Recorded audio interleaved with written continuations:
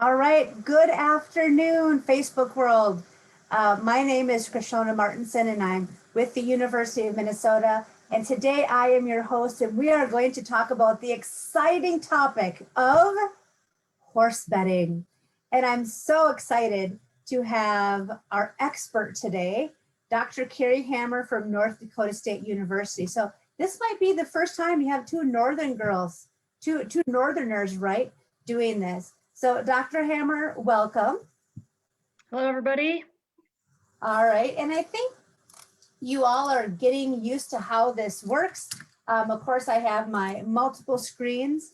I'll be watching for questions. So as you all have questions, you can type them into the comments and we will do our best to answer them. We also have questions that were submitted previously and then some questions that we have included. And I will start out by asking Dr. Hammer those questions. So again, I can see that we're live. I can see that there are some of you joining us. Thank you very much. Maybe just put in where you're watching. And then maybe you can feel for Carrie and I being, in the northern part. I can look out my window and we have a dusting of snow. Carrie, how about you? Do you guys have any snow or is it brown yet? We're the same, just a little light dusting, can still see the grass, the sidewalks, but there's a little hint of snow. Yeah, that's what we have too. So as people are jumping on, and because we have a lot of youth that like to follow our page, the question I'd just like to start with is, and you actually have a really unique, I think, path, because unlike a lot of us that are PhDs, you are actually a DVM. So tell us about yourself, your career path, your education, and really how you got to your current job and what that entails. Sure, I'd love to do that. So I was the typical animal loving, horse loving, bring home every stray animal kid that was blessed with a family that does not like animals. And so I, brought home every animal I could, exposed my parents, my brothers to all this animal life that they weren't used to. And because of that, my initial thought was I was going to be a veterinarian. That was what I went to school for to start with. Because that was all I knew. And so I went to Iowa State University with a major in animal science, pre-veterinary medicine. And as I was doing that degree, I started to do some research. I needed a job, needed to get paid while I was an undergrad. So I signed up to do some research and I really loved it, fell in love with what I was doing. And so then I started to have second thoughts. What do I do? There's a graduate school option where I could continue to do research, or there's the vet school that I always thought I would do. Well, money and economics won out on this one. Graduate school was 2 years, vet school was 4 years. So I went with the shorter route to start with. And so as I worked on my master's, my graduate degree, I realized that I really liked the research and I love it, but I also wanted my DVM. I knew the research area that I'm most interested in, which has to do with horse health and foal development, that I needed that DVM to kind of help with that. And so after I was done with that master's degree, I finished up vet school, finished up my PhD, knowing that I always wanted to go into research and teaching. I love being in academics. I love doing the research, and I really love teaching students. So you are a doctor. I am a doctor, yes. That is awesome. Yeah, it was a lot of years of school, so I don't know, at the time it worked great and I'm happy it got me the job I have now, and I love what I'm doing. Yeah, and I'm really happy you chose that path too. And I think a lot of individuals, because I just really enjoy working with you and you as a person, and I think a lot of individuals don't realize that if you want to be an academic veterinarian, you do need a degree even beyond the DVM. You need that master's or that PhD to be an academic veterinarian. Yeah, it definitely helps. Go ahead. So tell me about your current role. So currently I serve as director of the equine science program at North Dakota State University. We have a 4-year Bachelor of Science degree in equine science, as well as a minor in equine science and a minor in therapeutic horsemanship that are available for students that have a passion for horses and that's their interest. So I oversee that program. There are 4 faculty members that work in that program. And it's, like I said, it's a lot of fun. I sum it up by saying I get to teach students and play with horses all day. Well, and there's nothing better than that, is there? That's right. Every horse girl's dream. That's right. And every horse woman's dream even, right? Yeah. So even with your, your advanced degrees and your focus on mare and foal, I also really see you as being an expert in bedding, and I have appreciated and used your bedding research. And although we could have picked a multitude of topics with you today, the one that we picked was bedding, only because we do get a lot of questions on bedding. And I think some people think that it's straightforward, but man, there are differences and there are major pros and cons to the different types of bedding. So one question we had previously talked about was horse owners have many types of bedding to choose from. What are some of the common bedding types and what are the pros and cons of those types of beddings? That's exactly right.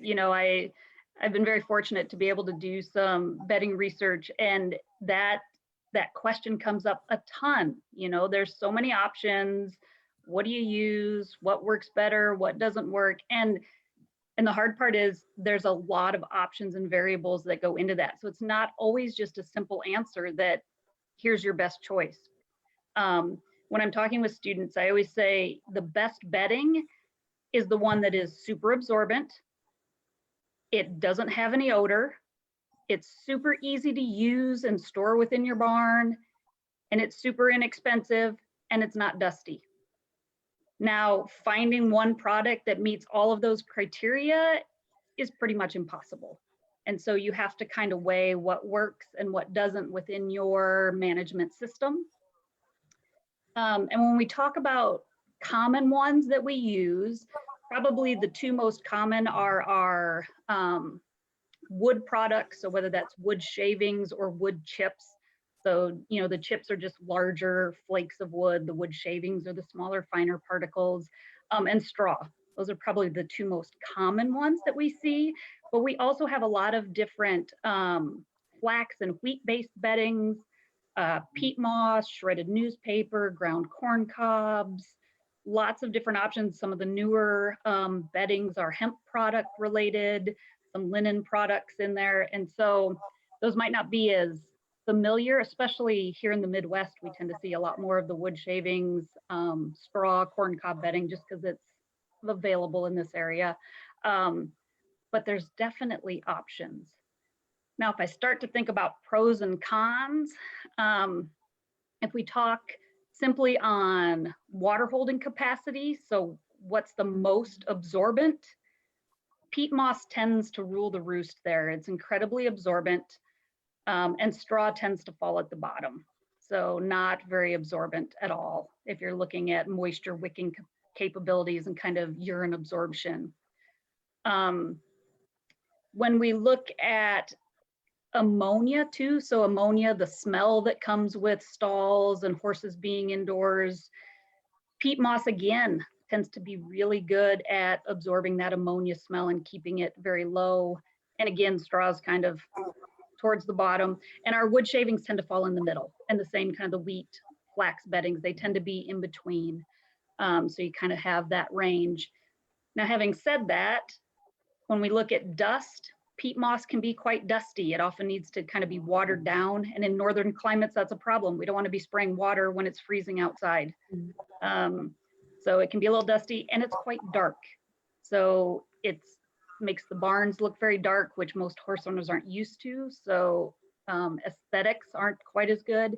And if you have light horses, so a gray horse or a white horse or a palomino, that darn peat moss can kind of get into their hair, and it gets, they'll get a darker tinge to them, which isn't acceptable for some of our show horse owners that need to have those horses kind of shiny and white.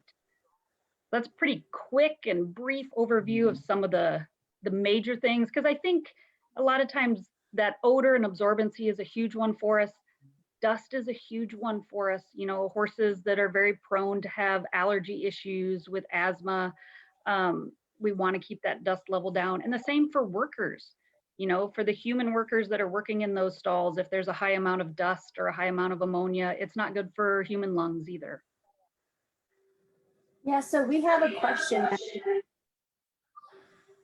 Somebody I believe is probably has brood mares, and they said that, you know, with mares and foals, like in that mare foal industry, straw tends to rule the roost. And can you maybe say why? Because this person is saying it can be kind of hard to clean, which I have been there, right? So I'm assuming it has to do with maybe just the comfort of the foal, maybe, or comfort of the mare. So I guess they're just trying to say, why is straw so popular in the mare and foal industry? Right, and that is very true. So deep bedded straw stalls are the norm in most broodmare facilities. And it has to do a lot, kind of that comfort, that deep bedded straw comfort for the foal to lay down. There are some studies, they're a little bit conflicting, but looking at horse behavior and how much horses lay down in straw versus shavings. And depending on which study you're looking at and kind of how it's measured, it does look like there may be some benefit for straw in that situation. I also tell owners, shavings is not a great thing during that labor and delivery period. If you've ever had foals that are born into a pile of shavings, it's almost like and especially the newsprint ones, it's the paper mache. It sticks everywhere on them, and it can be pretty difficult with that wet foal to get all that off. So that straw is definitely more appealing during that immediate period right after. So we have another question, and we'll get back to our other ones. So this individual is saying that they have a horse that really likes to eat their bedding and it's wood shavings.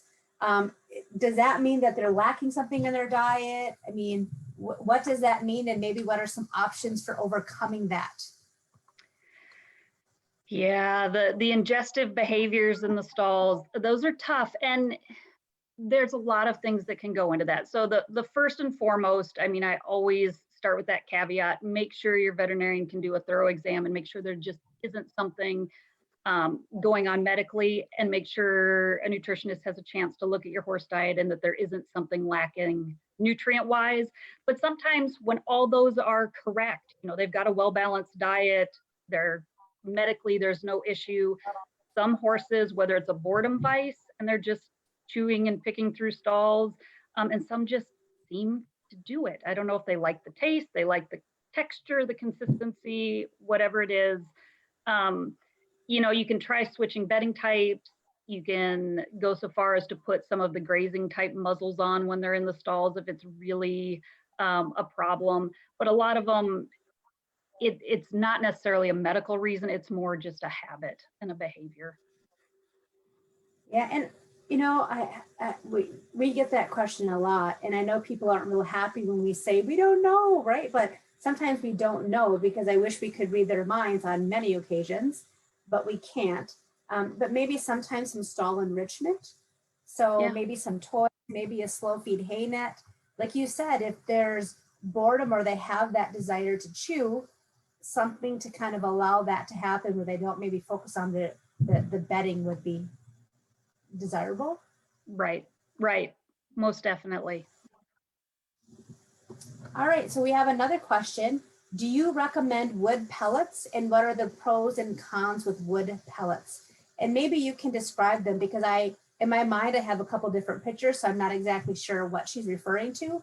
But well, I was going to say that same thing. There's a couple different pelleted products, and there are true what I would consider wood pellets that are just like they sound. They're wood pelleted bedding.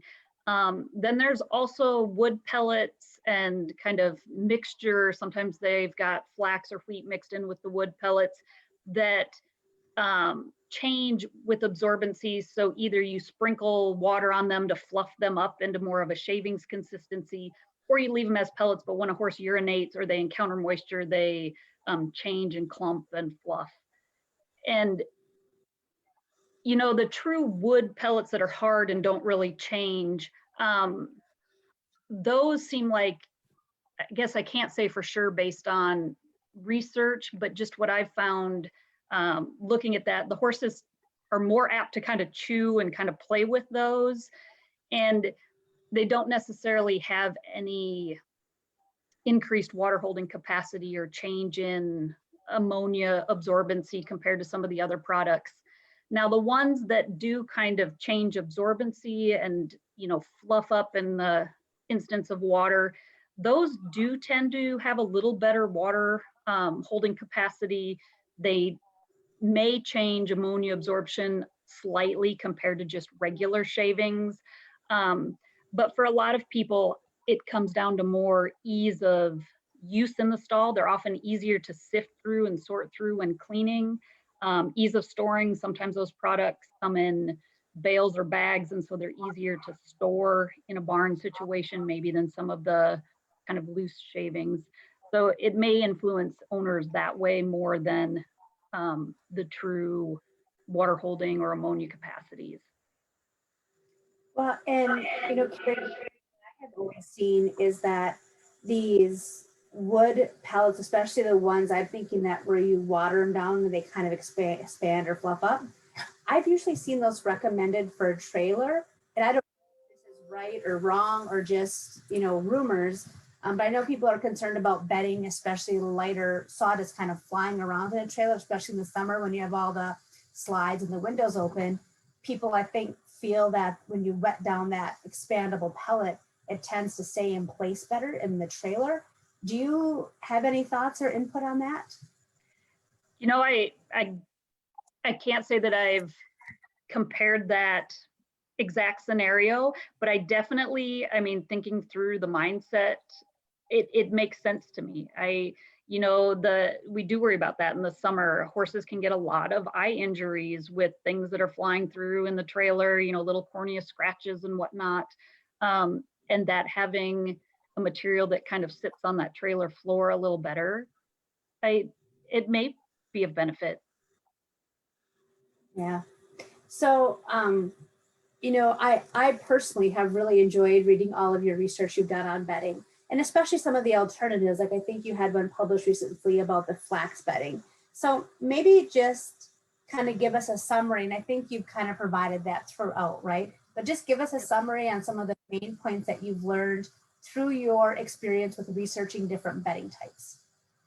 Right, and we started at the beginning where I told you what my kind of main background and interests are. And so it's always kind of interesting to me that I do have this background in bedding, but some of it comes from, we have a really large facility. We often have 100 horses at the barn during the school year. And so it's quite easy to do some comparative methods with different beddings. And we've got a great group at NDSU of environmental engineers too, that will measure some of our ammonia concepts and weather changes. So it makes for a really nice collaborative effort for some of these bedding projects. And so I've been fortunate to do a few of them. And I have looked at some different comparisons. One was a wheat-based bedding, one was a flax shive bedding, so kind of some byproducts of those processing industries that have been used to make horse bedding. And what we find, kind of as I've mentioned along to start with, when we look at the flax products and even the wheat-based products compared to our traditional wood shaving, so the bigger flake products is what we were using, probably more correct would be wood chips. Those alternative products tend to have better water holding capacity, and they do tend to decrease or have a lower ammonia output.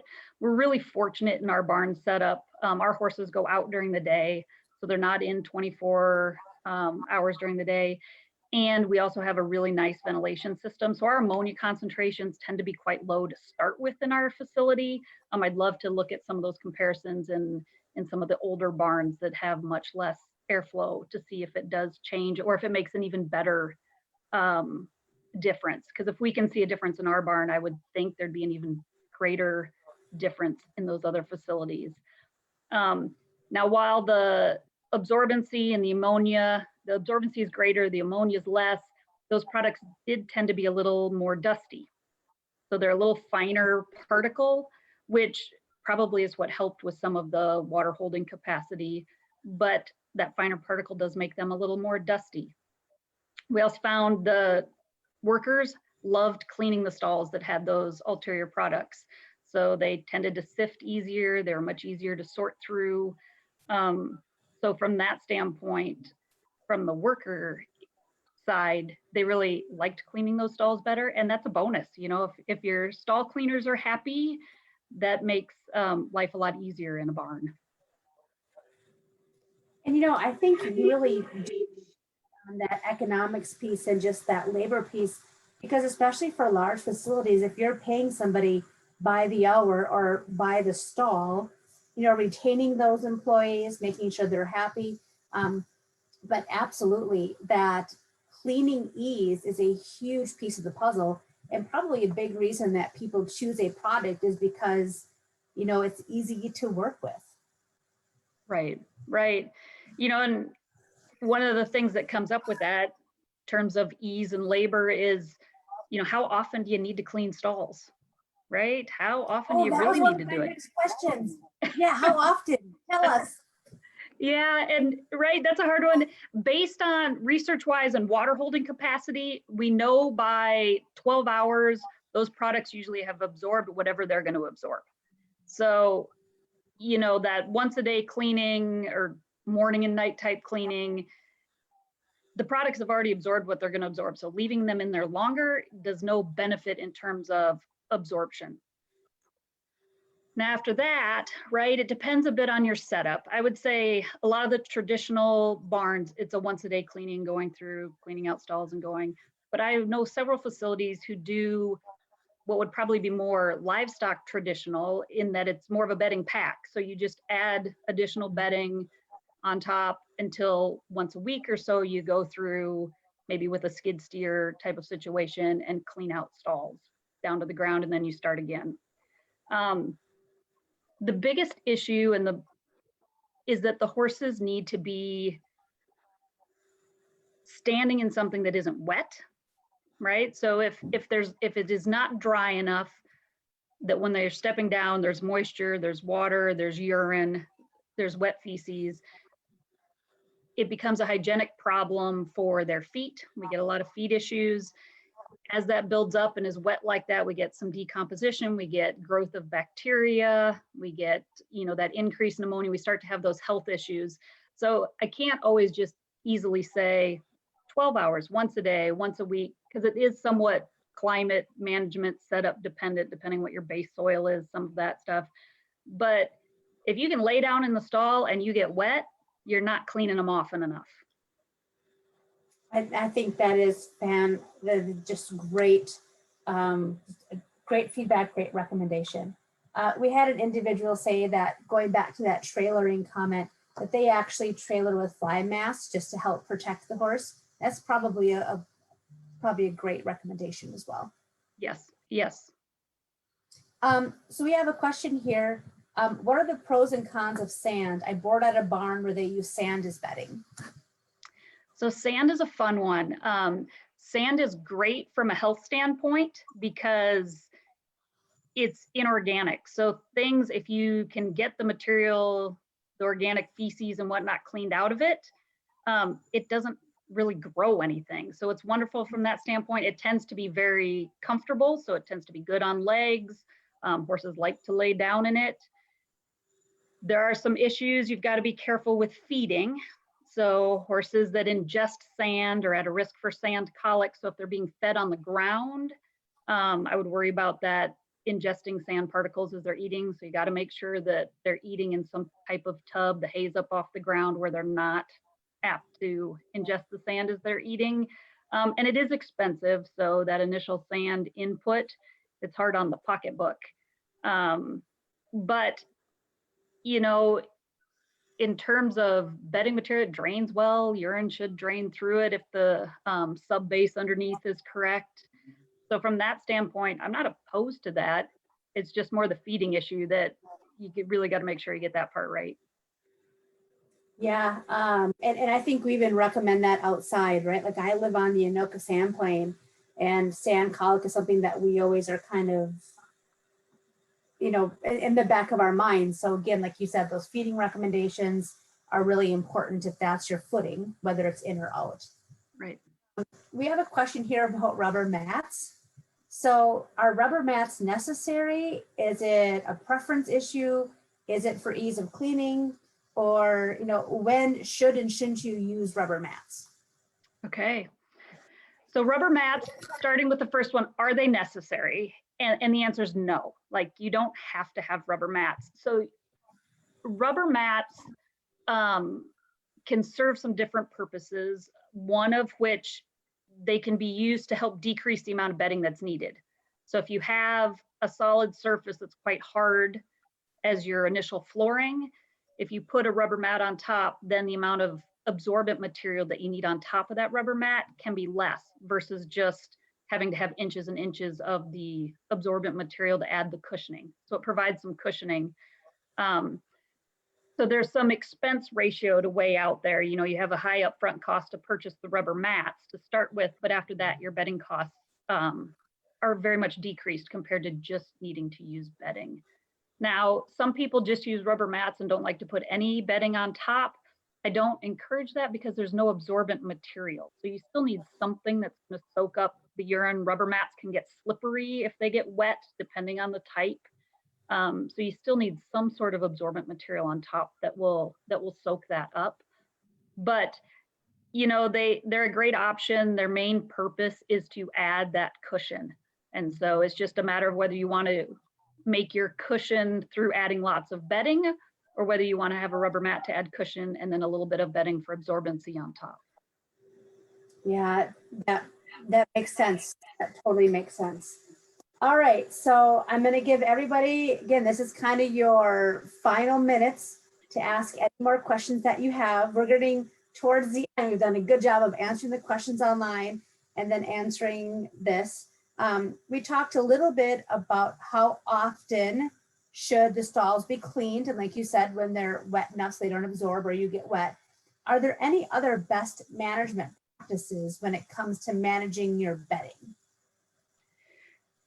I do think there's some good management practices to think about. I guess I'll start with one, which is storage of your bedding material, especially if you're buying materials in bulk that may need to get moved in and out of a barn. You have to think about that. That's usually one of the dustiest times is when you're moving materials, whether it's straw, whether it's wood shavings, wood chips. When they're getting moved in and out, especially in a bulk situation, you have to stir up a lot of dust. So making sure that's done at a time when, if it's stored in an area that's near horses, that they're not in their stalls at that time, that they're outside when that is happening. Now, in terms of cleaning, right? We need to clean the stalls, and then that manure should be stored somewhere that's not right next to the animals again, for hygiene issues, for fly issues. If stalls aren't cleaned regularly, you're going to have fly issues in the summer. So making sure that that is done to decrease that issue is, I would consider, a good management practice as well. So making sure you're hygienic in terms of dust and storage, making sure you're hygienic in terms of stall cleaning to decrease flies, to decrease bacterial growth. All of those are important things. And we didn't even touch on topics with regards to manure storage, composting, all those types of things, but bedding can definitely influence how much manure you have per day, depending on your bedding product. And then it does influence composting. So the different different materials you use for bedding will influence composting, the rate at which it happens, the materials that are produced, and the probably the quality of the compost that results. Yeah, that's so we have an individual here that just said this is a great series. They're doing kind of a similar thing in their local 4-H horse group. And I would just like to remind everybody that these are recorded.